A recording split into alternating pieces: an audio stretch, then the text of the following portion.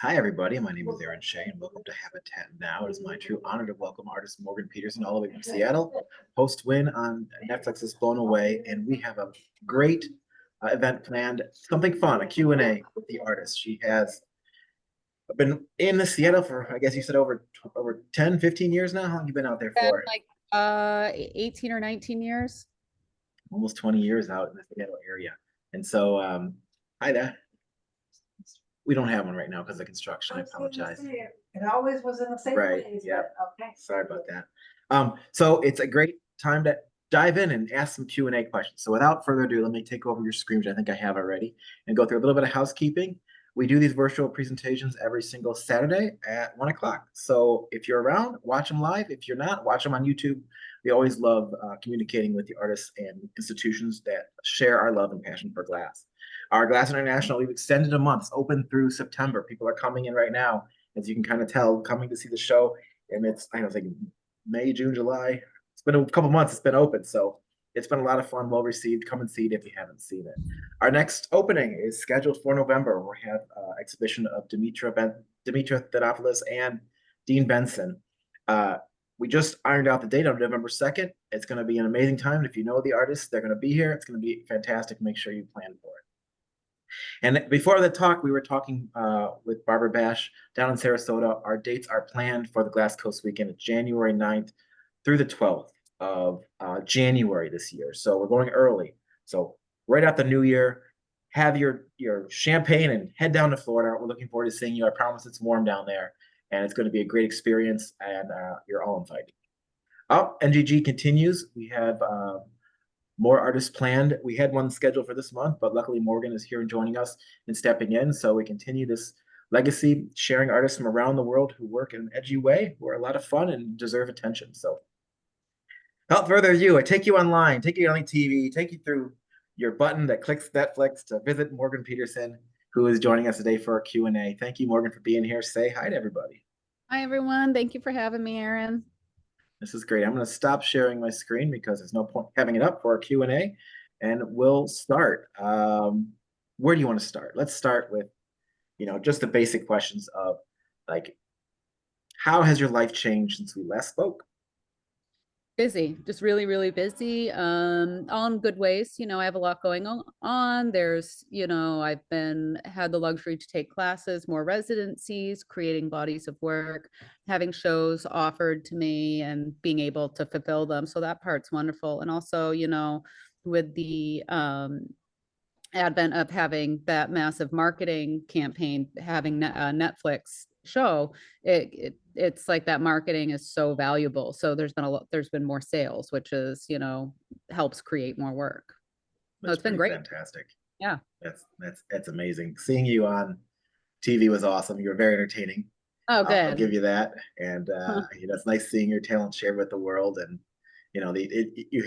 art is so subjective. It gets you so annoyed how people respond and the judges decide. Yeah. I figure like you need the people to be involved a touch more, but it's already fully recorded in the can for months or whatever before it even comes out on TV. Was it weird seeing yourself on TV or on these Netflix shows? Do you watch it at all? Parts of it were weird, but then you just get kind of used to it. You're like, oh, whatever. Yeah, it's like, yeah, that's that person. That's that. Yeah, that's right. It's like obviously everyone's so heavily edited, but it's like I would say it's more toned down, if anything. Like, 'cause I know all those people and I know how unhinged everyone is. So it was pretty like, okay, like they have us like totally like we all look a lot better than we probably really are in real life. I don't know. It's funny. I would assume. Yeah. In that same frame, I know there's a lot of drama on that show. They drive for drama. I know uh, one of the actors wasn't really doing it, so he got kicked off the show early. Did you make friends and enemies on the show, or are you just all friends afterwards? How did it feel overall? Well, there was like I feel like the only drama there really was because it's like everyone's kind of invested in themselves. You're kind of out there for you. That's what everyone's doing because you're trying to, get to the end. But I feel like for the most part, everyone got along really well and everyone was, really just intensely focused on what they were doing and trying to make it through.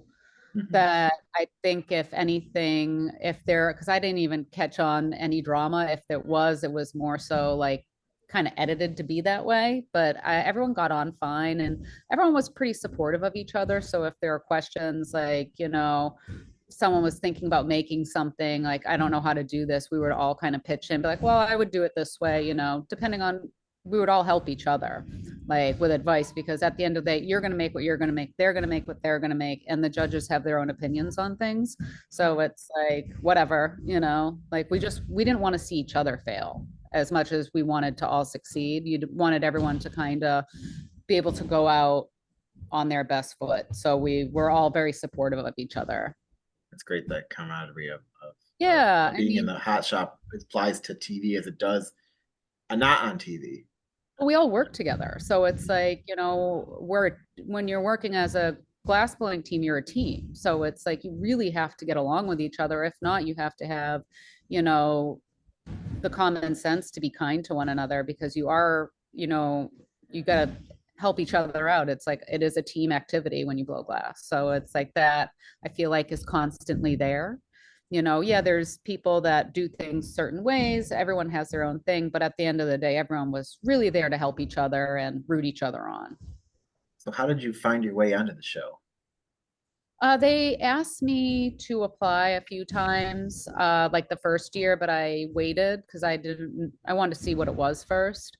Because, it's like, I was pretty like gun shy on it. I was like, I don't know if I'm ready for that. Like, I was thinking from the perspective, yeah, you do what you do, but there are going to be people that are watching you that don't know what they're talking about. And there's like, social media, like online hate thrives, but that's how people like get more traction is hateful comments, which is so wild to me, because like I barely have time to eat food, let alone like go online and be a loser. So I'm just like, I'm busy in my studio. I have to work. Like all these people living in their parents' basements. Like, what are you doing? Like unhinged. So Yeah, it's definitely like, don't go on Reddit. It was pretty terrible on there for everybody. oh, I don't waste my time with any of that. Like all those fools are like in their parents' basements doing nothing. If you are spending your time like upset about an art competition, like a game, then I think you have like,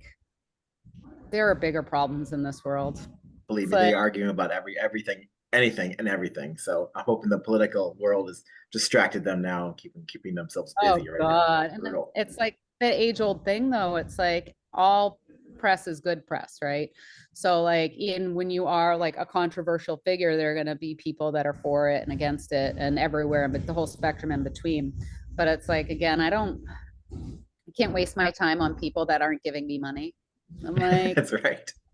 I So don't, what do I care what you think? Like, you're not paying my bills. You're not buying my work. You're not supporting me. You're useless. Like, if anything, keep talking about me, you fool. Like, right. no. So when you and I talked in the past, you don't consider yourself a glass artist. You consider yourself a sculptor and a conceptual artist, but you obviously have a taste for the medium of glass. So help me understand how glass fits into your world.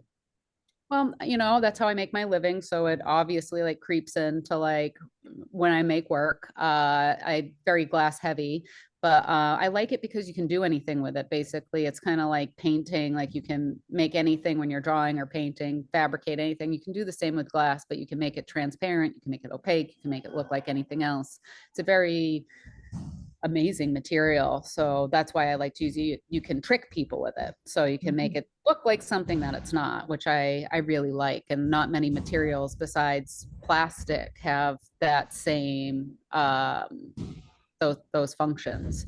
And glass is really fun to work with.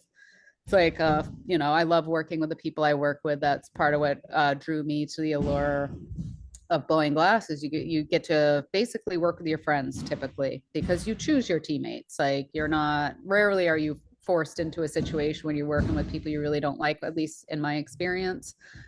Because typically when you have a team, people agree that if someone's being hired, they agree to the person coming onto the team because everyone has to get along and work well together. So that's part of why I use it. It's fun. I love making art. I love doing what I do. And that's part of the fun process of it. Great. Do you consider yourself, now that you're, I guess, a Netflix celebrity in our eyes, a role model at all for others? I don't know. Like, I mean, I try very hard to be very kind to people and, you know, treat people well. So in that way, I hope so. You know, like bringing a lot of other female identifying people up in the community because it's typically very male dominated. So, you know, opening up those doors would be great, like even further, because there's people that have, you know, come before me that have done that, but it's still like pretty male dominant. So, you know, having, you know, other people like Minhee is one of those people that she's like a younger person that has gone on the show. And like, I feel like more people are coming through. It's like and Deb Teresco, Gemma, like all those people have done quite well. I feel like everyone kind of offers a different thing, but I think it's all quite positive. So I agree with you. I think having the visuals in front. I was watching a show last night about the American cowboy and how the mhm, American cowboy was always given to the future generations as a white male. mhm, But that's because we were fed, you know, cigarette commercials, whatever. right. But really, there was tons of other diverse cowboys. There were the Hispanics, there were black, there were all these different, and even probably Mhm, longer. I think it was a long time. A black cowboy was the first one to wrangle a cow down by his horns. So right. it's great to have this exposure that is beyond our current vision of just a male glassblower, and have the females prove themselves as leaders, like yourselves, like Karen, like all the other people on the show, to give people a perspective. Like, hey, this is more than what I just think it is, which is great. Mhm. Um, would you go back and judge the next season? Of Not course. saying they asked you, but Yeah, of just question. course. It's like I really enjoyed my time there. The crew, the production, like everyone was really great. Like I became really good friends with you have basically like a handler, someone that gets you to point A to point B because you can't drive, you can't do certain things, and there you're pretty sequestered. But the my friend Andy, who was in charge of helping me, like all of us with that, we became really close. So you know, I've created lifelong friendships out of doing the show. So I'd be happy to anything they asked me to do, I'd go back. I obviously enjoyed my time there. My outcome was different than everyone else's, but you know, from my perspective, I had a really positive experience the whole way through. When you win, you get some funds and you get a residency at Corning. Does that still apply? Yeah, so there were two residencies, one at Barango, one at Corning, and it's like $100,000 what is it valued prize. So it's a combination of cash and residencies. So the residency at Barango I leave in a month to go do, like a month and a week I think, and I'll be there for 2 weeks working, which I'm very excited about. And I had my residency at Corning, I believe it was in April. I think it was April. No, so you're done with Corning already. You did Yep. that Mhm. already. Okay. Yeah, and I'll go back to Corning in the winter for a class. How did Corning go? How was it? Oh, it was great. That team's amazing. Every single person on that team was such a pleasure to work with. We got a lot done. I got to work with the same folks that I worked with on the show for the final challenge, which was really great. We already have rapport. But you know, Helen and Tom, they're every single one of those people, and Chris, like they're just so wonderful. So it was just like it was like being at the boathouse working, like that camaraderie and like, you know, understanding, having a mutual understanding of each other. And also my friend Olivia, who has helped me out immensely with so many things. She was there with us too, working. She's an incredibly talented young person who's, you know, 26 years old and is already like light years ahead of where, you know, I was when I was her age, being a total delinquent, you know. So it's exciting to see that she's such a good egg, you know. When you're there, you're making blown pieces, obviously, I would assume, at Corning. And then they give you the work to finish later on, or how does it work usually? Yep.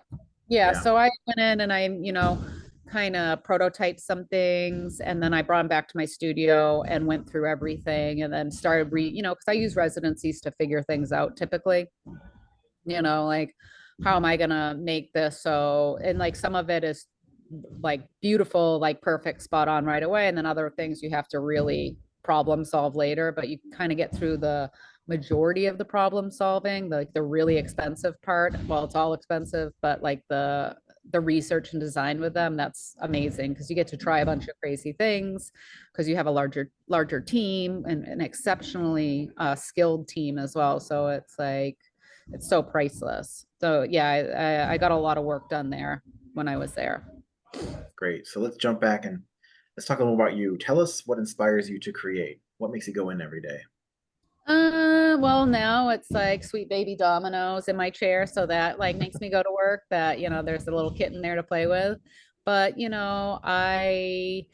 I like getting deadlines so I can go get into the studio. But a lot of it is just popular things I'm interested in. Right now, I'm working on all these portraits of my friends, but they're all my drag queen friends. So I'm doing all these very traditional cameo engraved, like very royal portraiture. And then some of Hmm. them doing like full color portraits. So it's like multiple layers of glass that I'll carve through different layers so I can try to get the full like tonal value for like a not hyper realistic tonal value because it's you're still working with glass. Like I think I could get there eventually, but I'm still figuring out the process. So it's like things like that, kind of keeping it fresh, not doing the same thing all the time. Working on 10 projects at once is usually what I do. So I can do little steps of the way, like and so when I get bored or whatever, I can move on to the next thing. Gotcha. So did you have your friends like come for a photo shoot and just shoot the hell out of them and you make some photos of them? Are you doing it from memory? How did you arrange this process? Both, all of it. Oh, So it's like some of it, it's like, oh, that's what I do with the little time that I have off is I typically will go watch them perform. So mhm. I got a lot of action shots, makeup shots, applying makeup, things like that. And then they also have a lot of, I'm working from some professional photos because they're artists too. So they have a lot of professional photos to work from. Right. So it's that, and then hopefully there'll be sales of it, so then I can go in even deeper and then like start throwing more money at it, getting really crazy photo shoots, and then working from there. So starting off with what we have, then moving forward. I look forward to seeing those once they're done in fruition because it sounds amazing. It's So gonna be fun, yeah. I know you jump like 2 feet into the things that interest you, and we've talked Yeah. about this in the past. So tell us a little bit more about how research plays into your creative process. I love, I like to be well educated on manners before I, start speaking about them. So, because you don't want to look like an idiot. So, if I'm interested in something, I deep dive it. I like hyper focus, research everything, try to find all the information I can.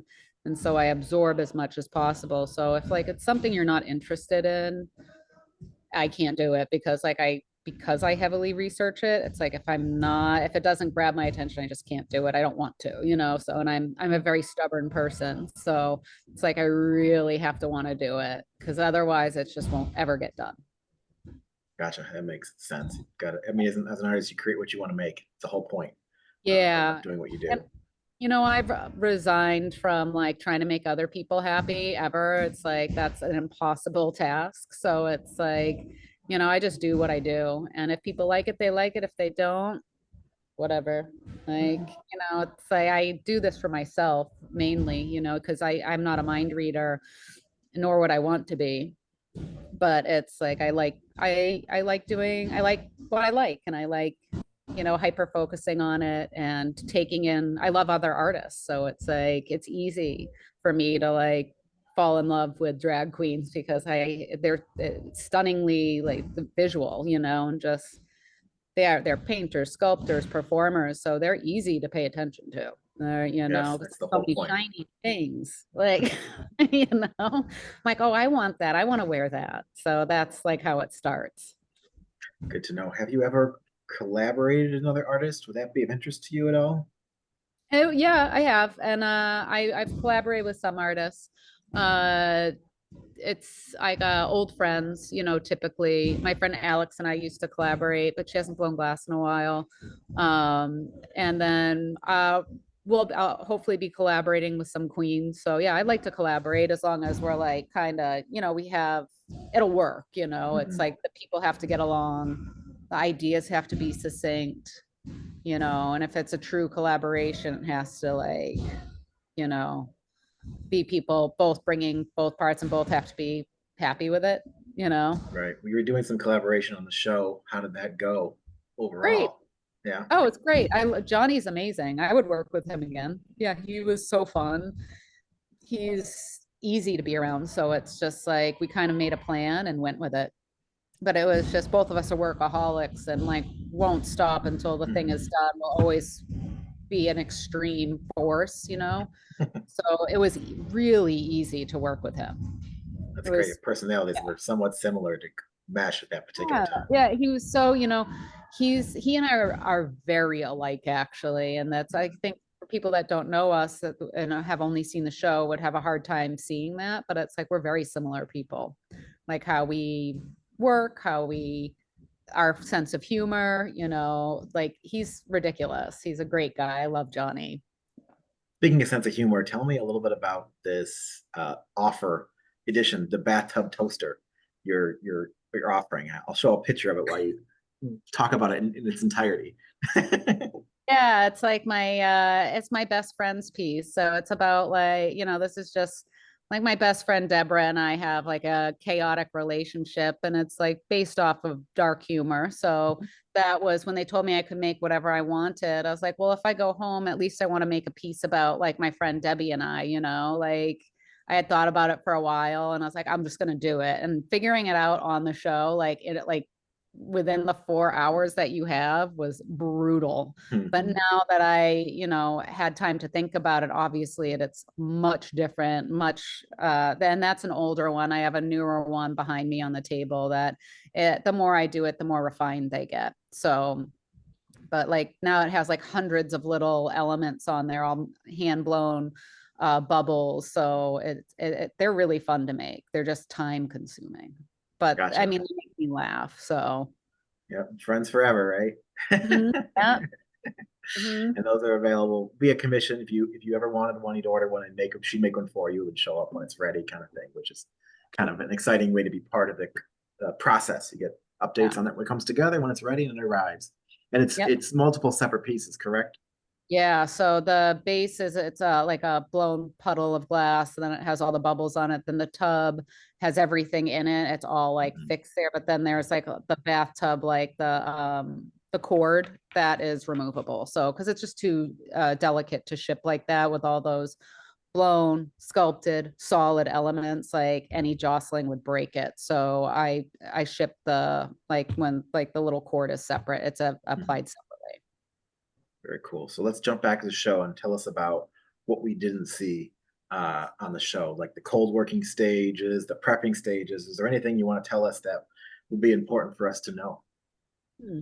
Well, the cold working aspect, it's like such a short window you're given, like 45 minutes to max. I think for the group challenge, we had 2 hours because you had to drill and hang everything within that time, which is really quite unreasonable. Mhm. But the show isn't about making your best work. It's about how good are you? How quick on your feet are you? Like, what type of smoke and mirror show can you perform for us? Which I think is a very interesting thing. Like, people got really upset. It's like, I don't have time to make my best work. It's like, you're not going to. Like, it's don't be the worst one. Like, just be better than the worst person, and then you get to stay.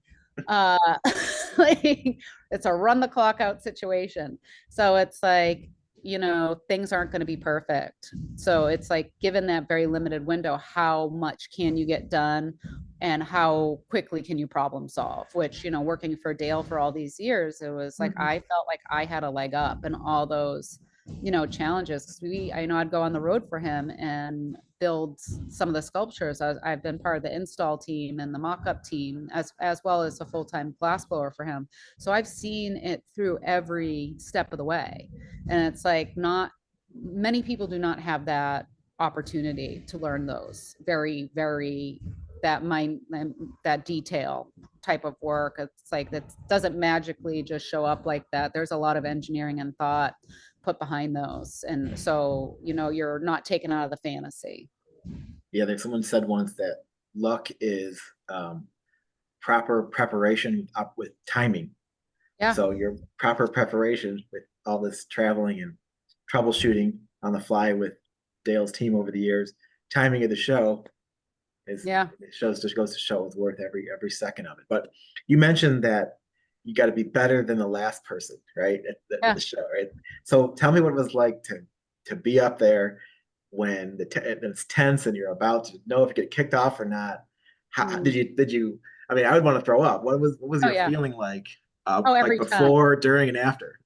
stress. It was just Yeah. like, I would always look down at the ground. I was like, if I'm going home, I don't want to be making eye contact, So I was like, I'd look down, like, I can't look at these people. Like, and I love Catherine and Hunter. They're wonderful. And all the judges were super nice, but someone does have to go. So, and Kathy, like she's such an amazing artist and such a brilliant person that, I respect what she says. And, not everything's going to be a banger, like not everything's going to be great. And I think it's important to have those voices out there that say that. So it was like, you're waiting to hear, and everyone gets feedback. Like everyone, you don't see that part because it's only 28 minutes long, half hour, but we're filming each episode. Like we're being filmed over 12 hours a day. So there's a lot that's happening that they cut out, but they have to create a storyline. So you don't get to see all the wonderful things that, the judges say. They're going to cut to the harsher things because that's what keeps people engaged and wanting to watch more. People like to watch a train wreck, say they like it. They like the chaos. So it's, you know, it was pretty wild, but your emotions that whole time, it's really hard because you don't know, like it could be me. And so it's like, oh, I'm about to like go home in front of millions of people, but that's like kind of what you signed up for. Like you had a 1 in 10 chance of making it to the end, Right. and winning. I always thought it'd be interesting to at least have one special where you get the behind the scenes camaraderie, like that one, like the Christmas episode where it's like, here's what they look like and acted like, when it was all going on and great. But like you said, everybody likes the drama. It's what sustains and gets renewals. Yeah, it's true. It's like, and I mean, it was just really hot in there. That was probably the most dramatic thing. It was just so hot. It was hotter than any shop I've ever worked in. So that's why everyone's like drenched, because it's so uncomfortable. But It's not even a real shop, is it? No, it's a set. And so the equipment is not what we're used to working on either. Because it's, just different. But you're on a movie set. And so sound comes into play. And so when you have a big HVAC system that's sucking out all the air, it's really hard to hear. So a lot of that wasn't there. And so that's why it was so hot. Interesting. My favorite scenes were the square up of the camera before something breaks. Yeah. Like right on top of it, perfect view and kadoosh. Oh yeah, that was totally real. Oh yeah. And like there are cameras on everyone at like all times. So they had a much bigger budget this year from my understanding. So it was shot beautifully. And I mean, like all the people that worked on the show, like I said, are amazing artists, like the director to the art crew, because it's like, the amount of people that it takes to make a production like that's pretty wild. And they were all lovely. Was the studio like beyond the artists and beyond the hosts and the judges, was it like full of like 50 other people that are doing other things, the cameraman and the director and all that stuff? How many people were in there, would you say? Well, oh God, there were a lot of camera crew. Sound check was outside, safety people like fire marshals, because, open flames and like dehydration issues. So people like that, then all the handlers and the assistants and I don't even know how many. There had to be at least 50 people, I think. Right. When you watch a movie and the credits roll, you're like, oh my God, how many people were involved in this project? Yeah. So there's a lot of people. And there's people that we never even met or saw, because like they're editing from day one. They start editing as soon as they start rolling. So wow. Yeah. How was the food? Well, I don't eat a lot of like anything. Like I'm very strict with my diet, so I was pretty, on my own, but the food seemed fine. Like we were quarantined for 3 days when we got there because it was for COVID, but I enjoyed it. I like being quarantined. I've done it before, so I'm like, I'm fine with this. I'll stay in a room by myself. I'm like, do it all the time. That's funny. Okay, so getting back, so post Blown Away, how has social media changed for you since the show?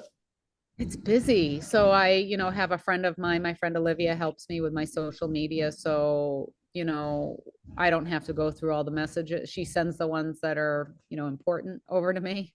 So that's nice. So I spend less time on there. which is ideal because like it can be a total cesspool.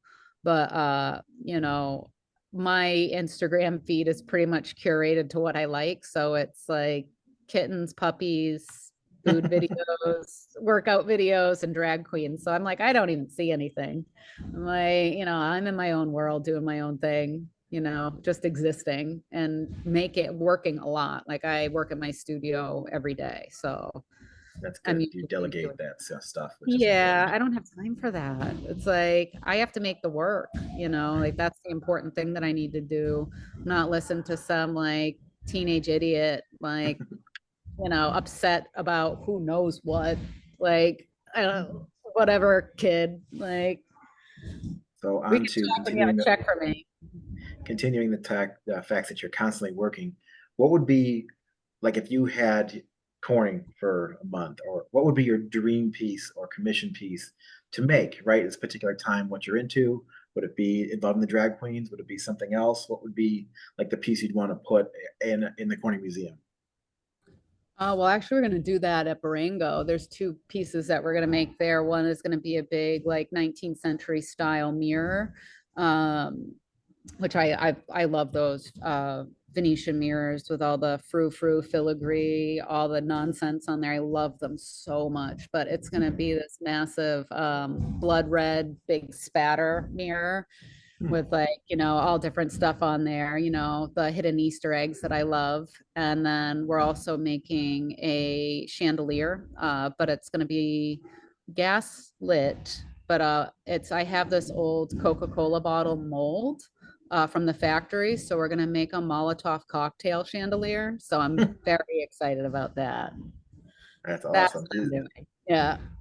Are you Yeah. going to incorporate any technology in this, or is it strictly going to be a It's piece? gonna it's gonna be so it'll be lit like that, but the technology of it will it's gonna look like it's in mid swing. That's what we're gonna try to do. But for the most part, just really take from history, like, you know, do a mashup of historical artifacts, but make it about current day you know, topics, which Do is what you I do you like. send Marengo an email and say this is what we're doing? Send. Oh yeah.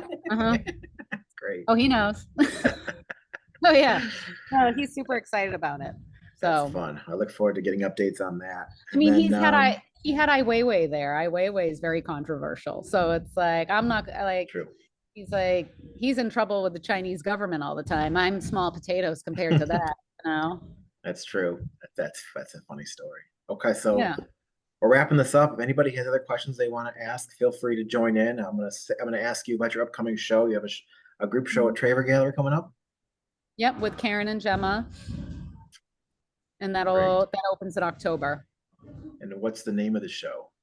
I don't even know. I think it's I don't think they have a name for it. I think it's just for Refract, which is like the Seattle like the glass art fair that they do in October. So I think it's more so like a part of that and like the and hosting Gemma and Karen won the challenge on the show, the group challenge. So part of their prize package was to have a show in Seattle. And since I'm already represented by Traver, they put us all together.